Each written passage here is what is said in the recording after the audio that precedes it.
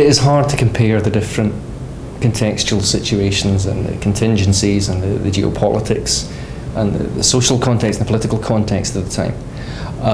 The Bulletin of the Atomic Scientists recently recalibrated their doomsday clock to about 2 minutes to midnight, which is the closest it's been to nuclear Armageddon since the time of the Cuban Missile Crisis and these kind of high points in the Cold War. But there is a considerable amount of public fear surrounding the nuclear threat at the moment. But whether there is an actual nuclear threat is a completely different thing. There's a perception that there is, but the threat is not the same as during the Cuban Missile Crisis. During the missile crisis, there were fingers on triggers on both sides and on multiple levels. At this stage in time, it's not the same. This is not the Cuban Missile Crisis we're in right now. Yeah, we're in a period of bluster, I'd argue, at a moment that we've been in several times before already with North Korea. I mean, that's the thing to remember here, is this is quite cyclical, really. The situation we face with bluster, brinkmanship, and in an effort to get a deal. And I think if you look at it that way, it's perhaps a bit more reassuring. I think the risk factor perhaps is the personalities now involved, and moving from a period of perhaps strategic patience under Obama, or kicking it along the line really, to Trump, who is an unknown really in terms of how he might handle a situation like this. The difference with the missile crisis, as Malcolm said, is 13 days of unparalleled tension. It is brinkmanship that we've never seen before, we hopefully won't see again, in a different Cold War context to the one we live in today. And it's a full glare of the spotlight, American people on a complete war footing, air raid shelter tests. I mean, we talk about the psychological kind of effects of this kind of situation. They were living through it for all that time period, and we're not there yet. And during the Cuban Missile Crisis as well, as we know, North Korea does not have a significant nuclear capability. The United States has an overwhelming preponderance of military non-nuclear power and military nuclear power in this situation. It is not the same as the situation between the United States and the Soviet Union in the 1950s and the 1960s. Because in the 1950s, the Soviet Union didn't have the capability to wage nuclear war against the United States. The United States could wage it against the Soviet Union, but the Soviets couldn't do the same. It's only in the missile age. And then we get to the era of the Cuban Missile Crisis, where you have two sides with the ability to carry out major destruction against the opponent's cities and military sites and all that kind. But even then, the United States had a huge preponderance of nuclear power in comparison with the Soviet Union.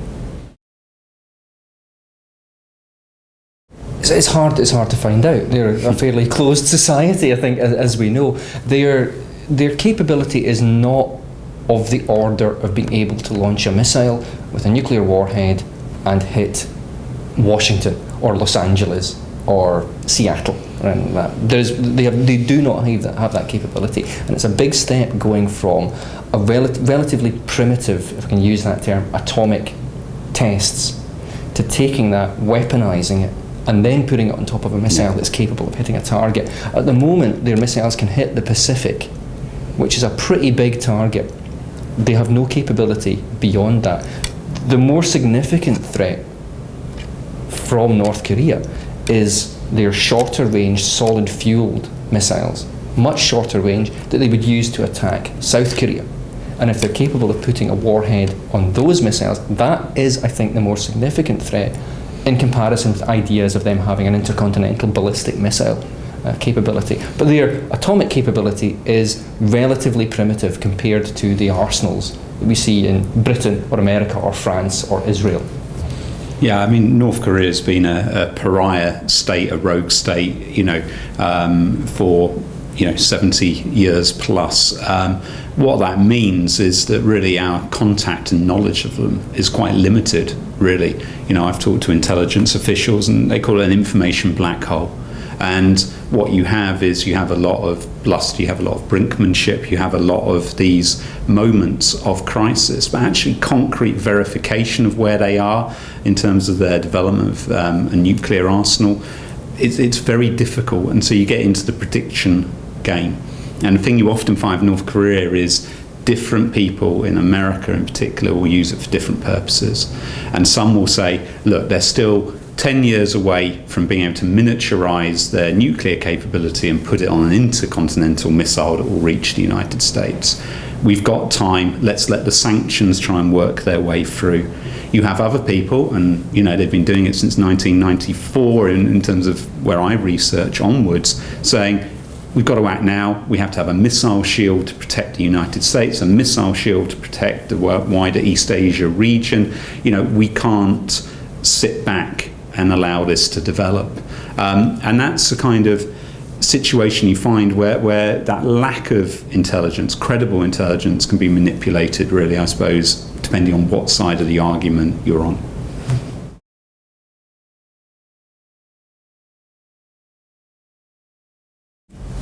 If we start with the easier one, and North Korea, I mean, we're talking about a one-person regime, and the ability for others to rein that regime in, or that leader in, we just don't know. We think it's limited. We've seen that with the purges that have taken place whenever Kim Jong-il has felt threatened or his leadership undermined.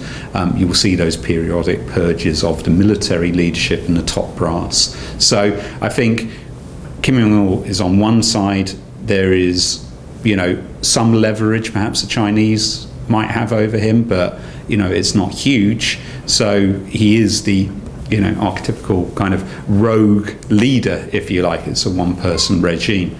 The United States would be in a very different situation here if we were talking about President Hillary Clinton, and perhaps her approach to the region and the advisors around her, who would have been drawn after 8 years of Obama from mainstream kind of think tank kind of populations would know their kind of viewpoints on this. With Trump, it's a little different. These are new people into power since perhaps the Bush administration. They're drawn from things like the Heritage think tank.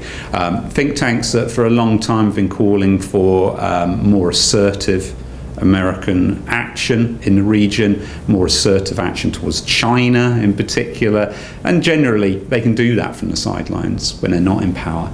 Now we're seeing things slowly develop under the Trump regime, but I don't know what Malcolm would say, but I don't think we haven't seen a clear strategy emerge yet. We've seen some comments on Twitter about sending armadas that might be steaming in the opposite direction.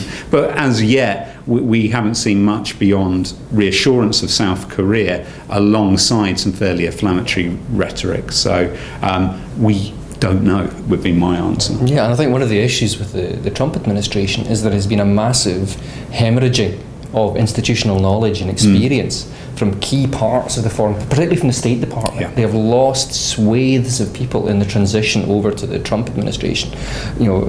Key kind of figures, diplomats, foreign policy officials who've just been unwilling to serve under a Trump administration and have left or been pushed out in some cases.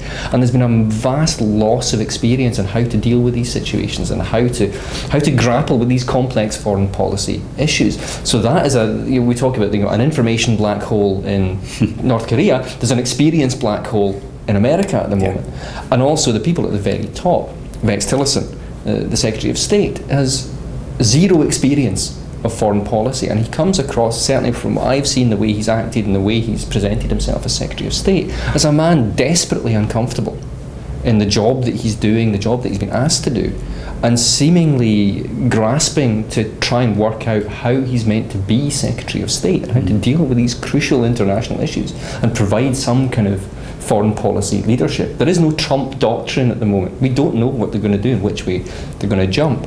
And I think both of us as historians, there's a problematic lack of understanding of the history. And I think that expands out more widely to understandings of North Korea. I think people need to remember the Korean experience of colonialism, of invasion, of war. The fact that during the Korean War from 1950 to 53, about 4 million Koreans died, many of them, especially in the north, as a result of mass American World War II heavy bombing raids. And that, we talk about the loss of institutional memory in the State Department of the United States. There is a cultural, societal memory in North Korea of the effects of the Korean War. I've spoken to people not from North Korea, but from South Korea, who refer to the Korean War as the American invasion. And they're younger people who didn't experience that directly, but they still talk about it as the American invasion. So there is in North Korea, certainly from my understanding, a memory of warfare and aggression. And from the point of view of Pyongyang, they are surrounded by aggressive, heavily armed enemies. And South Korea is protected by America's nuclear shield and has a significant military. The United States Navy could be steaming towards their coast. Japan has a significant military, although prevented from taking offensive action by the Constitution. But they're surrounded by heavily armed enemies. And even China, which is often positioned as a force for good in relations with North Korea, has a historically problematic relationship with North Korea. Yeah, I think that's true. And I think the sort of worry about the current situation, I suppose, with the shift from the Obama administration to the Trump administration and the knock-on effect on North Korea's behaviour is that if North Korea looks to recent lessons of other states which America has characterised as problematic, rogue states, pariah states, outlaw states, whatever you want to call them, then it doesn't look attractive, the idea of going down a more moderate path, opening up or attempting to do sort of negotiated deals with the United States. So you'd look at Saddam Hussein to a degree, you'd look at Gaddafi in Libya signing away weapons of mass destruction. So I think when North Korea feels threatened, perhaps, in the idea that there might be some kind of element of preemption or some kind of appetite for a military approach from the United States, that's only then going to accelerate, I think, their nuclear ambitions. Yeah, states only give up their nuclear weapons through self-interest. Outside coercion doesn't really have much of an effect. If we look at the case of South Africa, they had a nuclear program from the 1970s into the 80s, but in the early 1990s, as apartheid is falling about, South Africa wants to reintegrate with the mainstream of international society. They give up their nuclear weapons as part of that. Ukraine and Kazakhstan and Belarus retained nuclear weapons after the collapse of the Soviet Union, but it was very much in their interest just to hand those back, give them up, as part of the process of Eastern Europe integrating into the mainstream of Western European capitalism and the European Union and NATO and all of these kind of things. So Libya, for example, Gaddafi, his nuclear program had failed anyway. It wasn't a significant threat. They never really had that capability. But Gaddafi saw advantage in giving that up in order to allow Libya to be brought back into the international mainstream. States don't give up their nuclear programs because other states are pressurising them. It's a part of it, but it's not the main thing that focuses it. Pakistan came under immense pressure from the United States, especially in the 1970s, to stop its nuclear program. Didn't happen one whit because Pakistani leaders were determined to have nuclear capability. And if you're sitting in Pyongyang and you're hearing the aggressive rhetoric from the United States, from other countries, it is perfectly rational for you to want to have the security of a nuclear weapon. There is an assumption sometimes that North Korea is an irrational actor, and in many ways they act in quite a rational way to do with their security and the way they position themselves and all that kind of thing.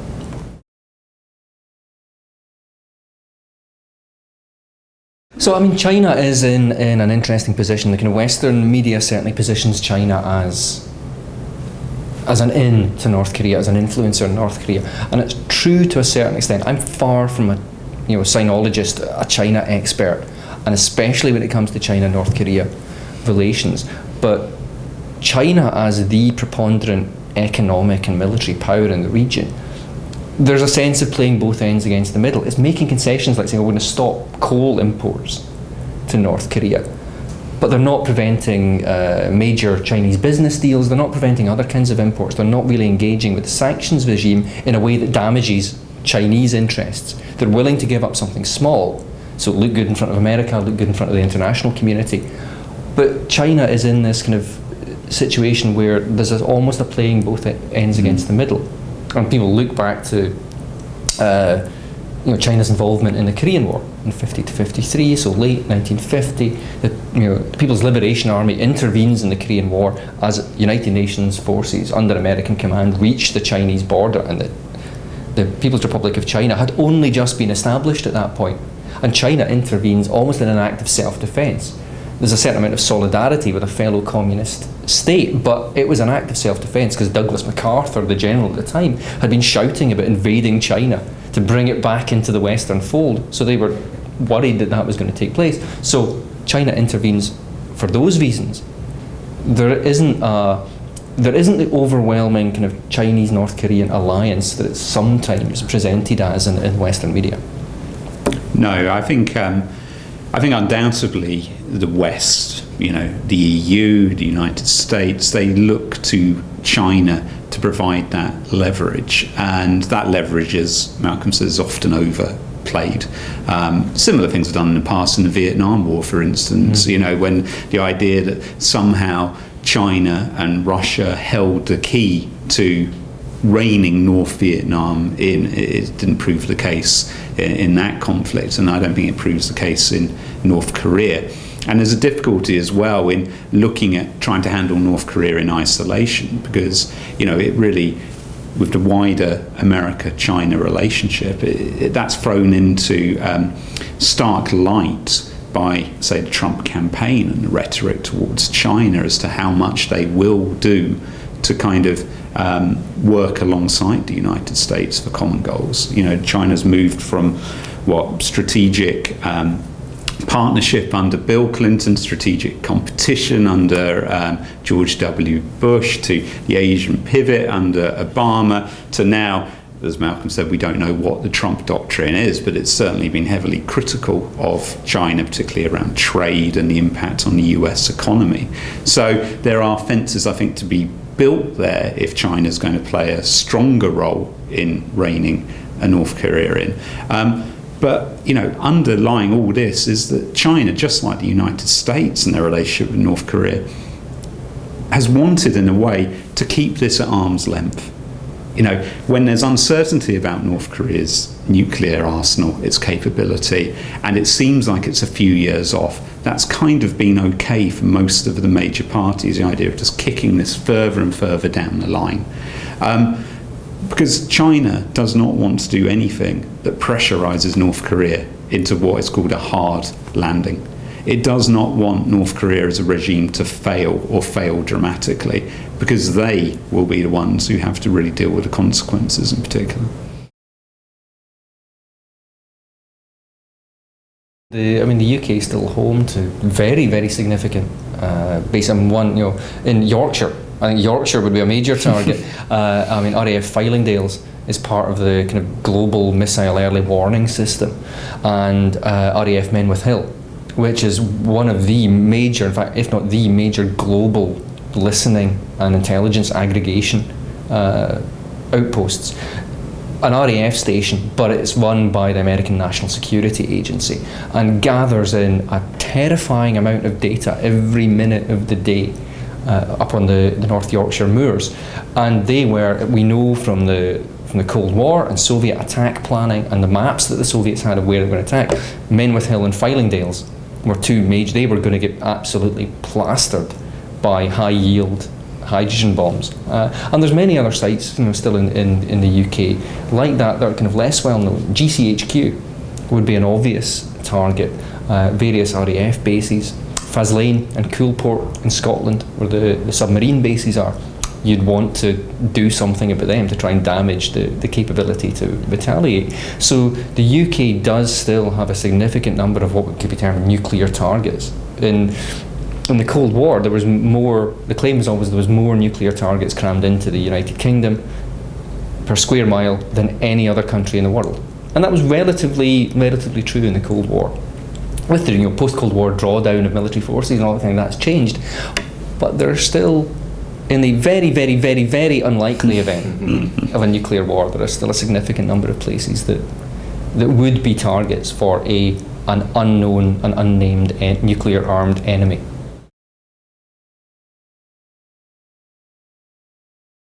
First off, I feel the need to say that the chances of nuclear war in the modern era are tremendously unlikely.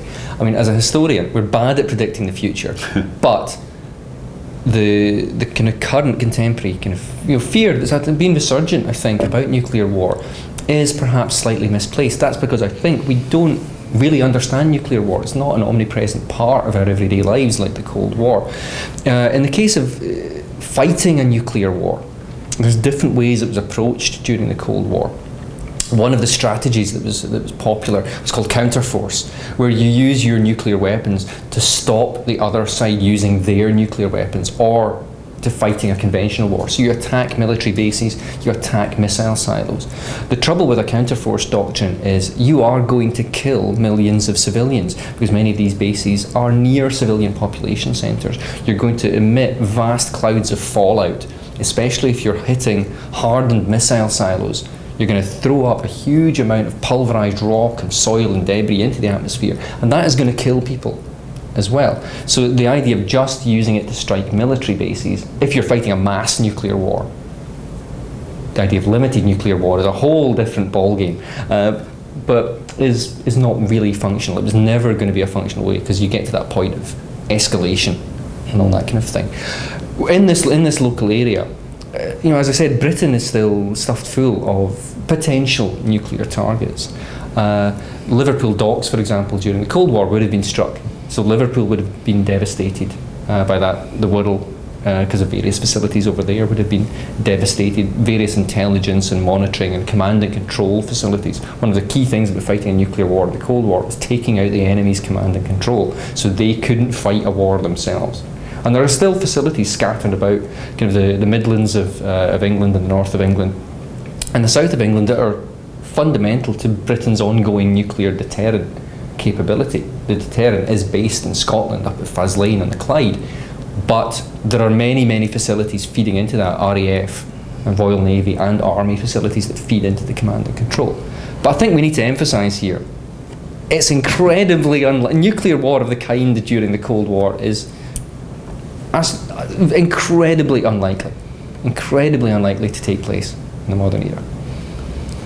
Yeah, I mean, my final point, I suppose, is we talked earlier about the parallels between the North Korea situation and the Cuban Missile Crisis. And the one thing we can say about that is that the big risk in the missile crisis was of unintentional nuclear war.